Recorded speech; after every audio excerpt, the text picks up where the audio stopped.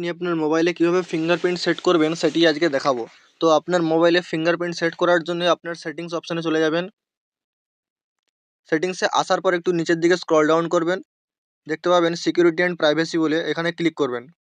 এই security and privacy যদি না পান, আপনার মোবাইলের সার্চে গিয়ে আপনি সার্চ করতে পারেন।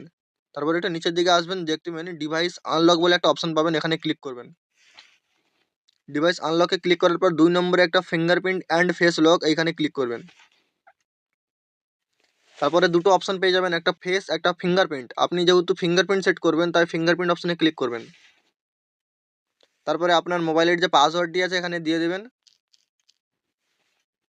এখানে দেখতে পাচ্ছেন অ্যাড এ ফিঙ্গারপ্রিন্ট বলে যে অপশান 2 নম্বরে আছে, এখানে ক্লিক করবেন। ক্লিক করার সঙ্গে সঙ্গে এরকম একটা ইন্টারফেস ওপেন হবে। এখানে আপনি আপনার যেই আঙুলটি ফিঙ্গারপ্রিন্ট দিতে চান সেইটা এখানে সেট করবেন আপনার ডান দিকের সেন্সারে। আর সেট করার আগে হাতটা একটু ভালোভাবে পরিষ্কার করে নেবেন।